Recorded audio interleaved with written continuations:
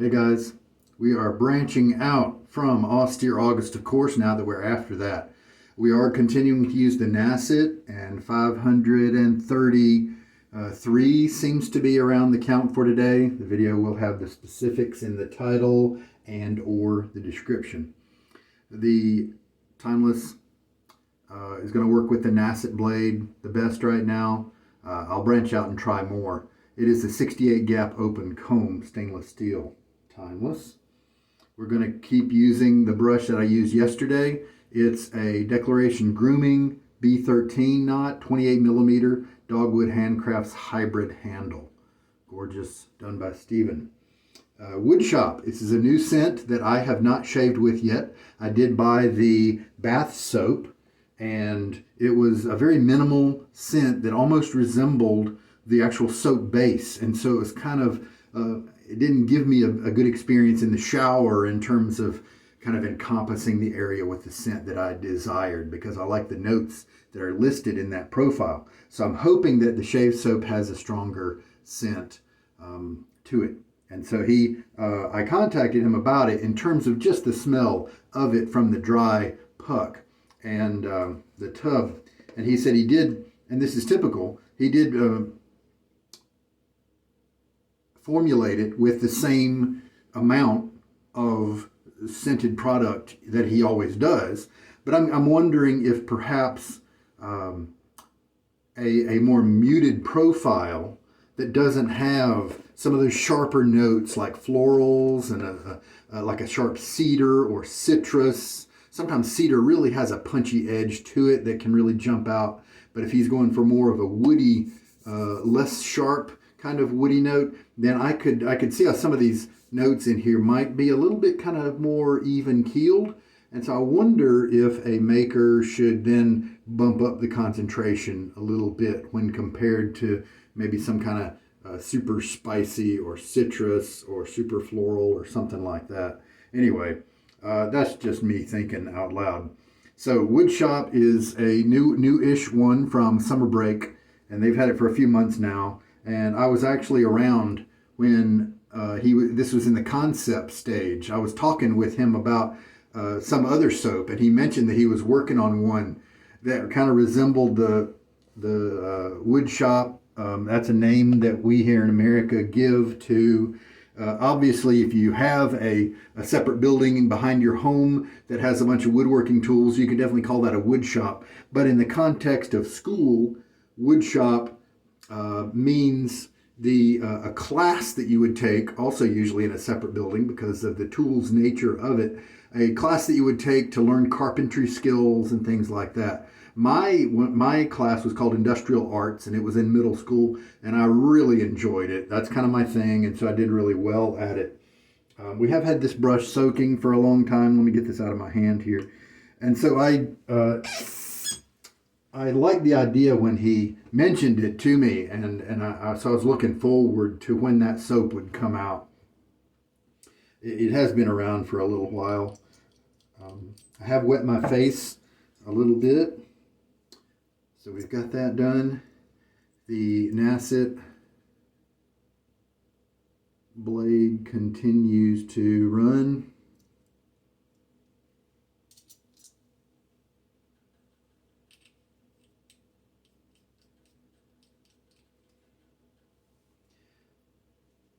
I'm going to try the Slurry Lather on this today, and using the Slurry Lather with a high density 2-band brush with softened tips like this, treated tips, to make them kind of slightly jelly, is on my list of things to try with a Slurry Lather. I have used a Badger brush that has normal density, like a silver tip, that was kind of inexpensive, and it did well with the Slurry Lather method. But things can change with extra density, more backbone, less backbone, jelly tips. Those are variables, right? So today we're going to try the Slurry Lather method. But we're doing two variables at once. We've got the Slurry Lather method with a different brush, the Badger here, high density Badger. But we've got a new soap. I don't want to brush load off of this soap, because if it's even though I may like the scent profile, if it's something that's too low in strength for me to really have it around me when I'm shaving, if it's just too low, then I'm going to have to sell it to somebody else. And when I do that, I like to just do a scraping like I've done today. You can see glistening a little bit of water. Those are just some sprinkles of water when I wet my face. And so what I did was I used, this is what you can do. You can get some measuring spoons. This is my 1/4 teaspoon, and it's a little bit more than a 1/4 teaspoon. That's a good amount with a lot of soap bases if you're unsure how much to use. So the slurry lather method includes taking your brush and going over the soap in a light way, but have it be a very wet brush. Well, that doesn't really fly with not wanting to wet the soap just in case I'm going to sell it. If it's a soap I know I'm going to keep, then I don't have a problem with the tub load at all. But in this case, I do. So I may still keep it, of course, but I don't know yet. And so what we can do when bowl lathering is press this little sample that we've smooshed out and measured out into the bottom of the bowl. And then you can load your bowl lather from there. Let's kind of try that today as if this is a loading bowl, just to load, not really to build up a lather, that kind of a thing. And see what happens. So a shallow measuring spoon like this one is a lot better, in my opinion, because see, it's easy to get your finger in there and scoop it out. I have other measuring spoons that are more rounded, and sometimes it takes a lot of work to get your finger in there and get it all out. So this is soft enough to easily press along into the bottom of the bowl. You don't have to thin it out super thin because it's soft enough to where it will absorb just fine. Well, that's when I do a normal bowl lather. Actually, if I'm doing a slurry lather, it'll be interesting to see. This is new ground here, folks. I want to make sure that we have a short time loading here-ish, I'm curious as to what's going to go down. Because slurry lather, loading of samples, could be a slightly different protocol, right? Because you have to you can put it in a bowl like this. You could, now I've seen some people, if you're really in a pinch, smear your sample. You could smear it in the lid of your soap if you wanted to do that, and then just swirl and stuff until all the soap is gone, or something like that. Then you know how much soap you've used. Okay, so a 1/4 teaspoon is a great measurement when in doubt, and a lot of them, like Sterling, for me, requires less than a 1/4 teaspoon, but a 1/4 teaspoon is a great amount, and for very few it's not quite enough, so that's why it's my starting point. All right, so here we go. We are going to take the highly wet brush, and we are going to shake some of the water out because we don't want it to dump onto my shirt in an excess amount. And so it's still, I can feel the weight in the brush. It's very wet. Let's see what happens. So this is as if we're loading from the tub, trying to pick up some soap. We've got a lot of water in there, so I don't know how much soap I've picked up, but let's just go ahead and start with that and see what happens. There's plenty of soap left. My face kind of dried out, so I'm going to put just a little bit of water on there. So now the slurry process starts. If I don't get any drips on my shirt, then I know maybe I need more water in my brush. Well, since I have the bowl here, I'll go back. There we go.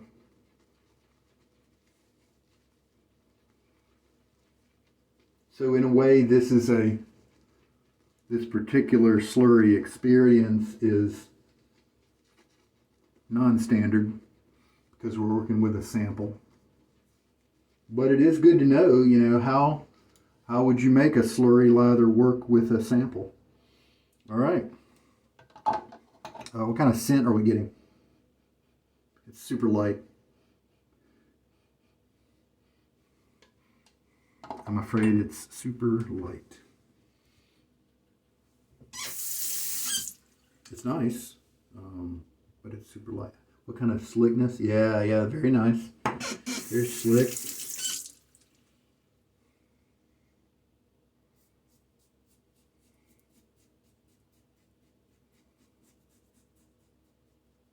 Got a little bit more than a day's growth, and so I'm going to move kind of quick to get the first pass out of the way, get a good chunk of the length taken down without worrying too much about going, you know, super close with the shave. I find I get more comfort that way.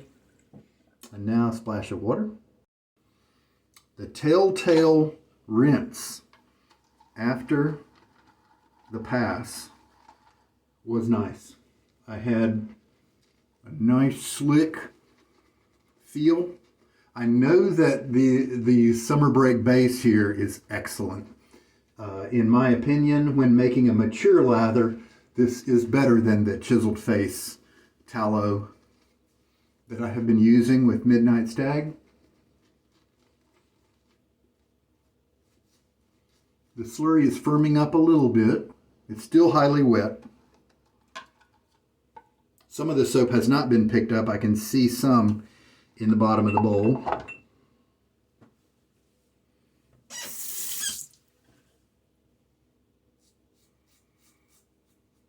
Now the cross grain and a little bit more focus on the quality of the shave, you know, repeating in certain areas.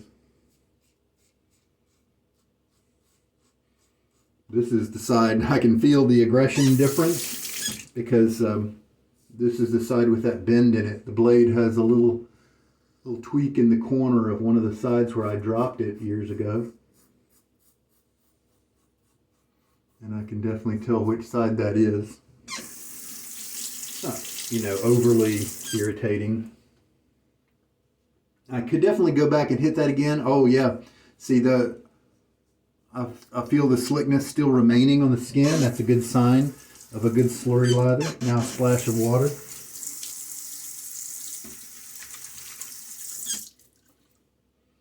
Very nice.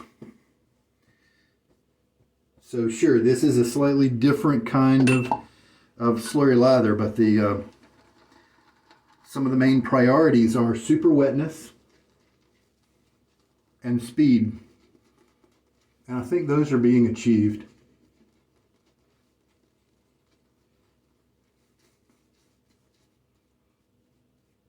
And now we're on the third pass, and on the slurry lathers that I've done, yeah, see, look, we've still got plenty of moisture in the lather here.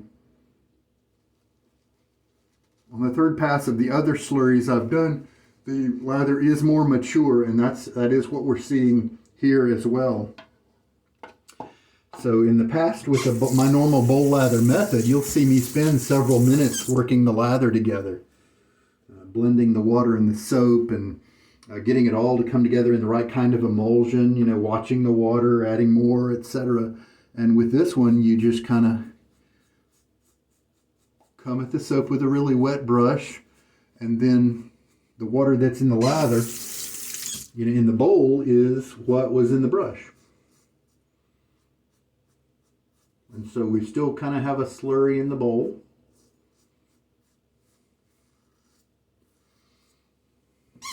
And of course that can be tweaked in terms of the soap that's still kind of hanging around. If I discover that there's some soap left over that was never integrated, you know, then maybe reduce the 1/4 teaspoon, you know, not quite have it be a 1/4 teaspoon. So that's a quick third pass there. We are at 14 minutes, but I've spent some time explaining the differences in today's shave, you know. A little splash of water. Oh, yeah, that feels really good.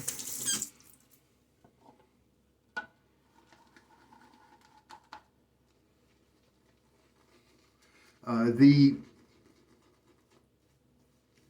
popular lather bowls out there, most of them are too small for my needs when I'm doing a mature lather. Yeah, see, look at that. That's a nice, highly wet, mature lather at this point. And that's good.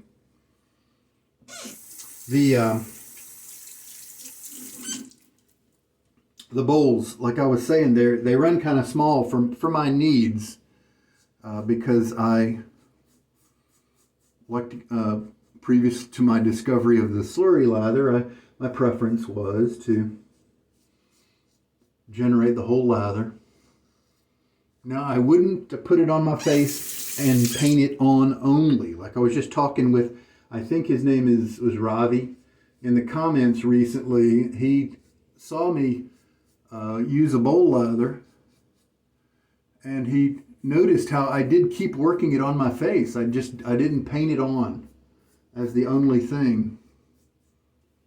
And so he asked me about that, because he noticed I had a whole mature bowl of lather, and so in essence I could have just painted it on and then shaved, right? But I took the time and worked it in, and so I explained I want it to get into my skin, protect, give lots of slickness, deliver that to my skin, work it in there instead of just putting the lather on and then shaving it right off. And I also, part of that was to enjoy the brush as well on your face, especially when you have a good quality brush like this one. Those tips just feel so good. It's part of the luxury experience. And that was my answer to him, and he understood. And but that's why. And hey, here we are. Why don't we just do another pass? I think that's 4 passes. We've got time. Still slickness, residual slickness on my face here. The lather here is starting to get more creamy.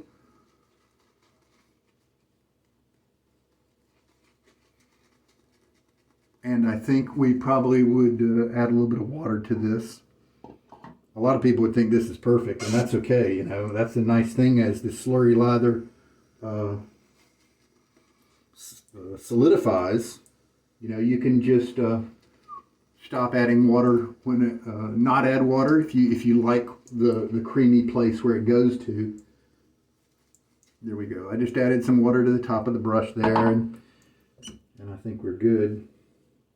And now a quick 5th pass. Oh, very nice movement of the razor. And I've had that the whole time. I just haven't commented about it, but it's nice, speedy pass here with no irritation.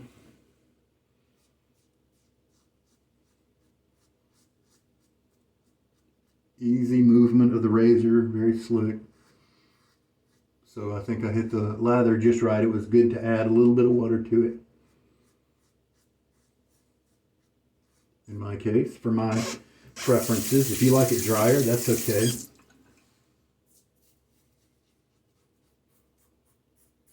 And we're just kind of topping it off and finding any little bit of extra hairs there. And there we go. Let me give myself a good rinse. I'm sorry when I chase so many rabbits. That's an expression we use here in the U.S. And it means getting distracted a little bit by talking different things. You starting a thought and then you get diverted to another thought and you never finish your original one. And let me do that right now with my comments about the largeness and the smallness of lather bowls out there. I like larger ones, as you can kind of see with my 3D printed one here. But the bowls like the Captain's Choice bowl, the fine accoutrements lather bowl, especially the Captain's Choice. It's quite popular. It has a good number of devotees who just sing its praises. But for me, it was so small. I mean, it's really barely bigger than a tub of soap. And it just doesn't, it only holds if I'm mixing up a mature lather, there's very little room for the brush to move around. And when it does, it would knock out any excess lather that wasn't in the brush. And so it's just an instant no-go for me because of the way I work. And I think it was very good as a loading bowl. Like if you want to press an ounce of soap in there and then load from it, you know, or if you have a very tiny brush, I could see there being enough room in the bowl to work with your face. If you're a face latherer and you just use it, not really to mix up a lather, but to just kind of hold your brush and be able to just kind of have some water in there and mix it up just to maybe act as a reservoir so that all of your lather doesn't really flow down the drain on your first pass. I think it's good for that. If you load maybe or work with just the tips when you're mixing, because maybe you have a firm brush or a synthetic that has a lot of backbone, maybe that would give you some room. So there are people who could use that, obviously. But for me, it just didn't really have a purpose. But if I'm doing a slurry lather from a sample, then it might be just perfect for that because I'm not needing to mix up a lather. I'm just kind of mixing up a little slurry like this in the bottom of the bowl. And I don't need any of these agitation features.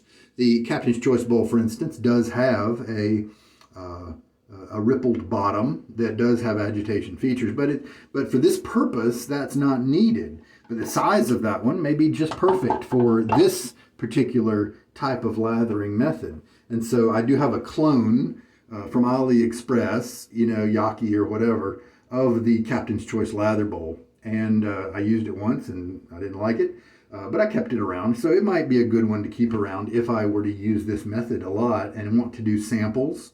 I could press that sample into the bottom of that particular bowl. All right, so good. So for that matter, any bowl, even an empty tub of soap that you've used up in the past, could be a great little bowl to press your sample in and then work the brush in to absorb the soap in this kind of slurry lather method. I think that would be just fine. So even an espresso mug, a large mug, a soup bowl, any of that would be perfect. It wouldn't need any kind of texturing inside of it, like the ridges in this bowl, that sort of thing. Any bowl really would work well because you're not trying to build a lather. You're just trying to get some of that soap that's on the bottom of the bowl up into the brush. That's all. All right. Well, that went very well. Knowing that, tomorrow I might try the same thing, but just without having to explain all the different things. And so then I might have an idea better about what kind of time that I can achieve with that. Is it just as fast as the face lathering only because you're able to load from the tub? That kind of thing. Good, super comfortable shave, no irritation, nice close result. Happy with that. I mentioned that I wanted to start using up some of my balms because I have too many and they will go bad. Long ago I acquired, because it was quite rare, this little tub of salve from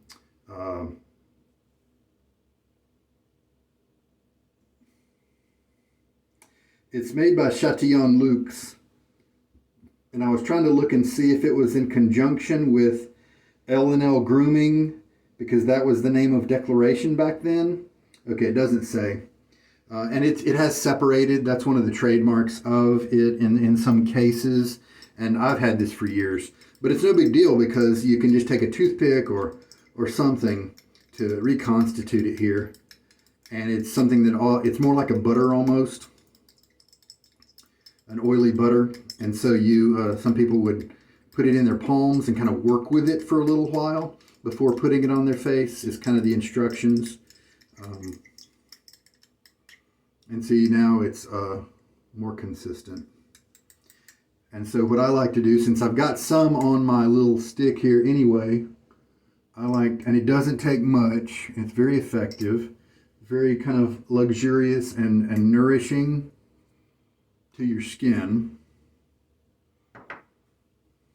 And the Gratiot League Square is a wonderful scent. And then I do leave my face a little wet when I put this on. decreases the drag. Still got plenty of scent.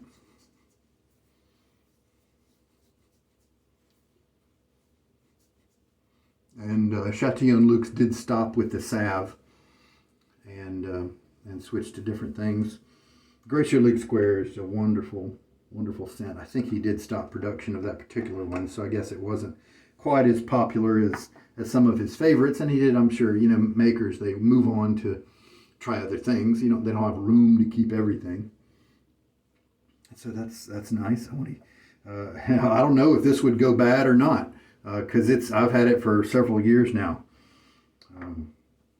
But I do want to enjoy it and use it. All right. We talked about how the shave comfort was nice, the closeness was nice, the scent on the wood shop was really minimal, I'm afraid. Now that is bad news for me, but it's good news for people out there who have aversions or reactions to stronger scented soaps. They like mild scents, either because of their physical makeup, they have some kind of allergic reaction to stronger scents, or just personal preference. Some people like an almost unscented soap. And so this would be good for them, I think.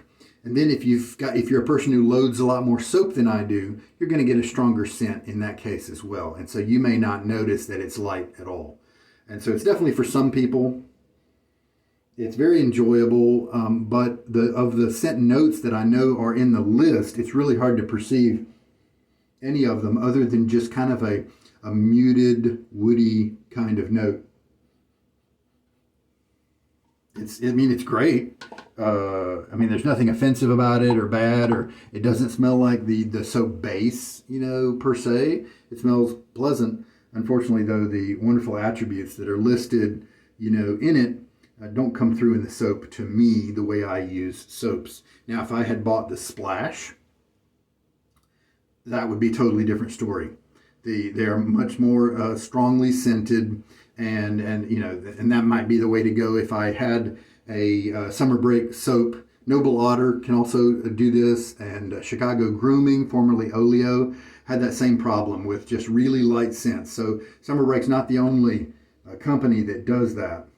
And one of the reasons makers do that is because if they scent them too strongly with more oils, more of the scented oils as a part of the concentration, they could discover more people react to them and then complain. And so it's a balancing act for them to make it strong enough to be perceived and enjoyed, but light enough to where they're not getting a lot of complaints about reactions and things like that. So it's a delicate way that they walk. All right. There we go. That's today's shave. Don't think there's anything else to cover other than to say that the slurry method with the bowl, when you just use the bowl as a method to load the soap into the brush, works well. We'll try that again later for sure. Take care now. This is Sugar Daddy Shaves. Good night.